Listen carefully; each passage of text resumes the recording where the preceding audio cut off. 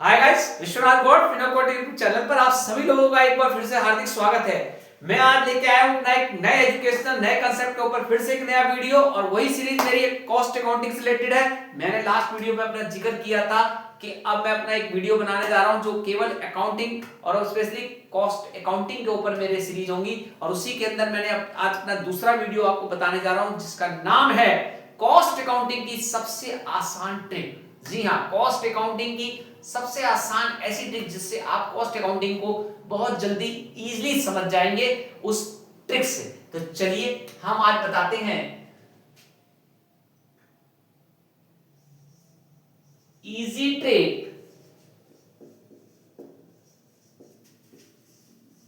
For cost accounting.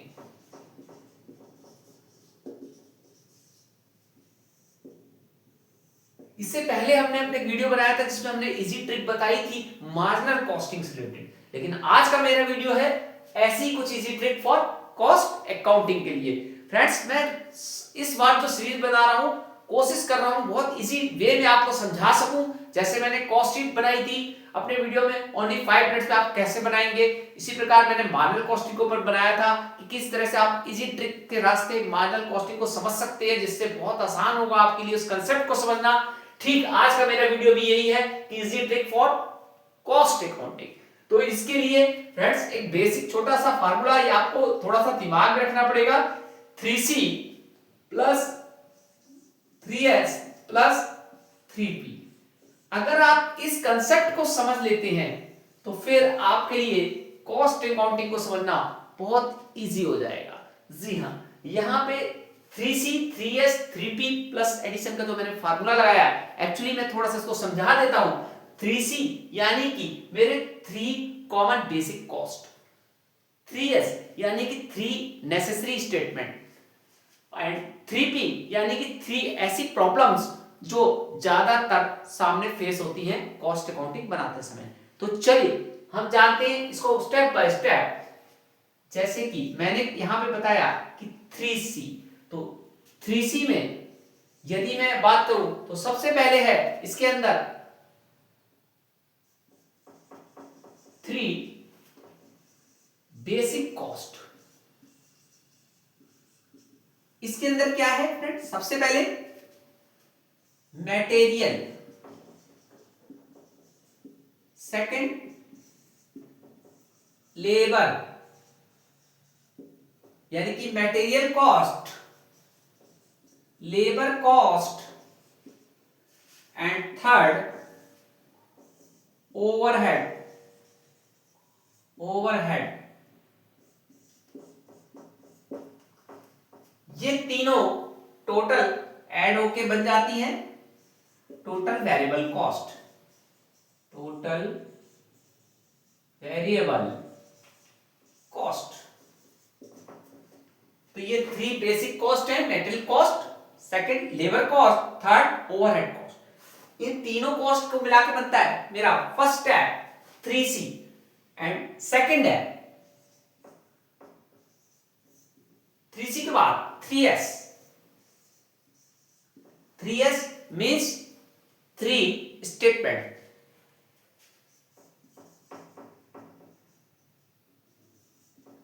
Three necessary statement, necessary statement. ये कौन कौन सी फ्रेंड 3 नेसेसरी स्टेटमेंट है, चलिए जानते हैं इन स्टेटमेंट को भी।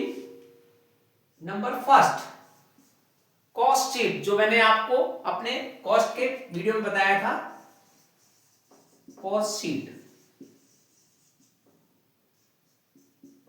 सेकंड है very process costing, process costing. Third है स्टैंडर्ड कॉस्टिंग, स्टैंडर्ड कॉस्टिंग। अब मेरा पॉइंट बचता है फ्रेंड 3P। इस 3P के अंदर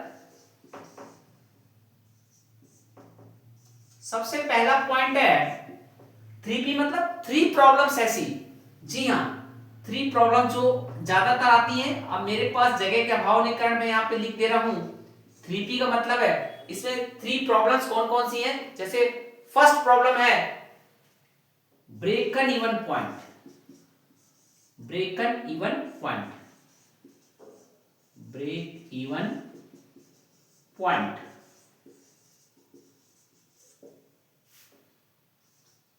सेकंड प्रॉब्लम जो आती है ज्यादातर जिसके अंदर समझने में, वो है बजट एनालिसिस। जी हां, budget and variance analysis, variance analysis. And जो इसके अंदर थर्ड है वो होती है